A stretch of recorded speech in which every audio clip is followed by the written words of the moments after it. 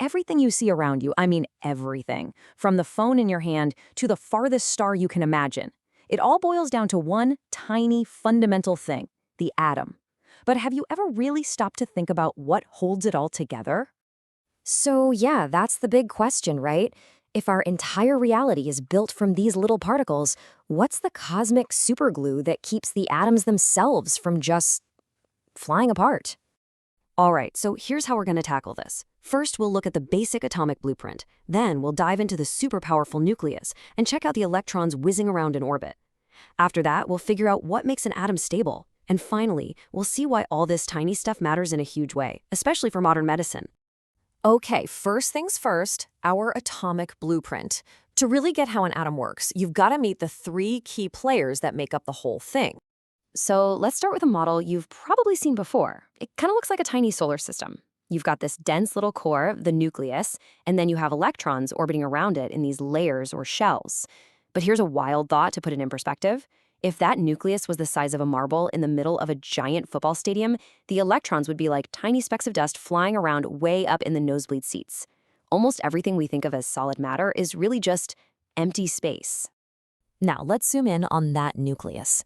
It's packed with particles we call nucleons. It's really just a handy catch-all term for the two things you find in there, protons and neutrons. Simple as that. And this table, well, it lays out the whole team for us. In the nucleus, you've got your two heavyweights, the proton, with its positive charge, and the neutron, which has no charge at all. Then, flying around on the outside is the electron. And get this, it's incredibly light, like almost 2,000 times lighter than a proton, and it has that negative charge. The constant dance between these three particles is what defines literally everything in the universe. All right, now this is where things get really dramatic. Deep inside that tiny nucleus, there's an epic battle going on between two of the most powerful forces in nature. And this brings up a huge puzzle. We all learned in school that opposites attract and likes repel, right?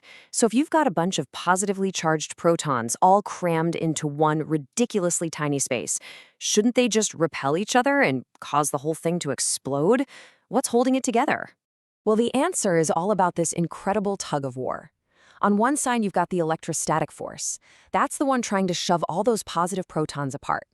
But fighting back is a force that is way, way stronger. It's called the strong nuclear force, and it acts like an unbelievably powerful glue, holding all the nucleons, protons and neutrons, together. But here's the crazy part. The strong nuclear force is, well, the strongest force we know of, but it only works over this mind-bogglingly tiny distance, 1 femtometer. That's a quadrillionth of a meter. If the particles move even a tiny bit farther apart than that, poof, the force just vanishes, and that repulsion force takes over.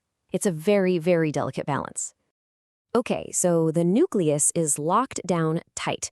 Now let's zoom back out and talk about those electrons. See, they aren't just buzzing around wherever they want. They have to follow a very strict set of rules, organized into these neat little orbits we call shells. And believe it or not, there's a simple little formula that tells us exactly how this works. The maximum number of electrons you can fit in any shell is just 2 times the shell number squared. So for the first shell, it's 2. For the second, it's 8. For the third, 18. You see the pattern. Turns out nature really likes things to be organized. So what is it that keeps those electrons stuck in their specific orbits? Well, it's something called binding energy. The best way to think about it is like an escape fee for the electron. It's the exact amount of energy you'd have to pump in to fight the nucleus's positive pull and just completely knock that electron out of the atom. And this binding energy isn't just some random number. It follows a couple of really simple rules. First, the more protons you have in the nucleus, the stronger that positive pull is, which means a higher binding energy.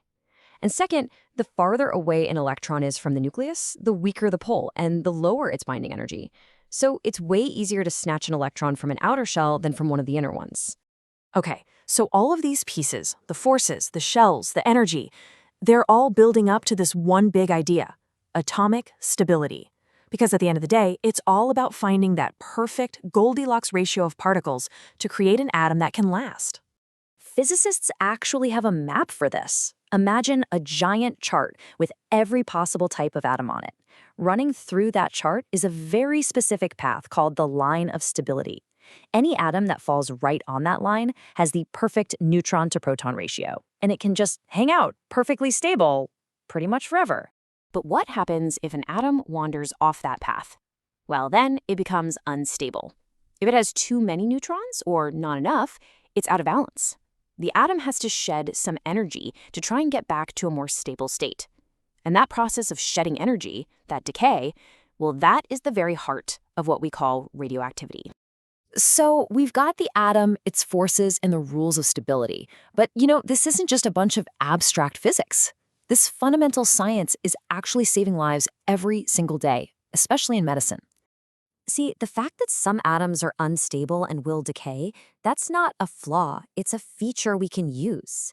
It's this predictable decay that lets us do incredible things, like using PET scans to spot diseases deep inside the body, or using precision radiation therapy to destroy cancer cells. Our whole field of nuclear medicine is built on this foundation, on understanding the unstable atom. So, when you really think about it, from the cosmic forces holding our universe together to the medical tech that keeps us healthy, it all comes back to the atom. Which just leaves us with one last mind-bending question. As we get better and better at unlocking the incredible energy hidden inside this tiny particle, what else might be possible?